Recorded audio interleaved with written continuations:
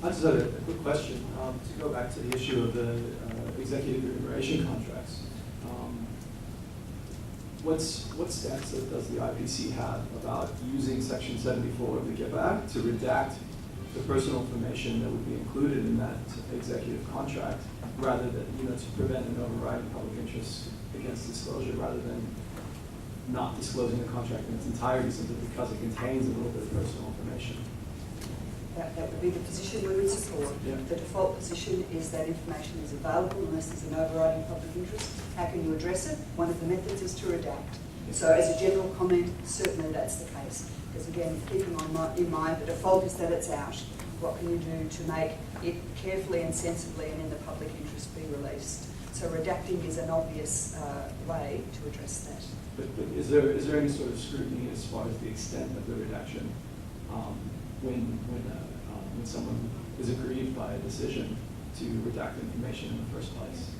Then again, we'll get our guys to come in, but if that person was aggrieved, they've got their right to, of course, to come to the Information Commissioner for a review of the decision. Isn't that true, Brian? Would that be the sort of thing you would deal with? Yes. And look, it can all be negotiated. Yes. From the privacy point of view, from access to information, which contain third-party information. In the ADT, many times, maybe it takes that long, we end up with 50% redacted, we get down to 25% redacted, and then we might get down to 8% redacted. And then we get a situation where there's an agreement. Because there will always be potential data that could be redacted because it's not captured by the request.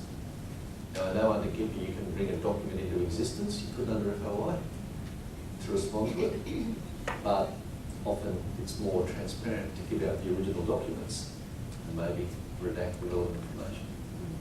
Would Ryan like to add to that as you've dealt with those cases? Just similar to what John's already said, I mean, that can come to the OIC for review and then, looking specifically at those bits that have been redacted. So, yeah, it's a fair point. To follow that up, normally in such cases we would redact things like home addresses.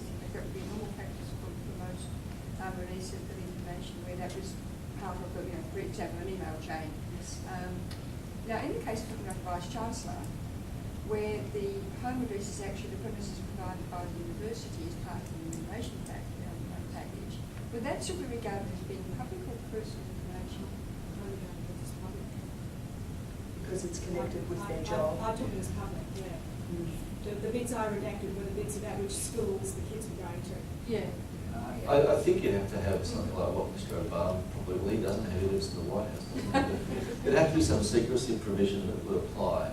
So, for example, if Dr. Spencer from Sydney University, if he had that sort of, I'll use him as an example, if he had that package, let's say it gave him the premises in suburb X, unless there was some sort of secrecy thing, that he's the Vice-Chancellor of the university, it's an important position, but it's hardly a matter that involves national security or likely to endanger his family, or if he has one, I don't know. Then I think that would be, I'm with the colleague over here, it would be public information. And if it wasn't appropriate to be public information, there'd be some other law or secrecy provision that overrid it. I'm assuming you can't find out the address of the head of ASIO, for example. To be fair, Dr. Spence had no qualms about releasing the whole of his contract. That's why I used his name as an example. and that was not an issue. But it's one of those sort of interesting intersections. It seems to me it's part of your role.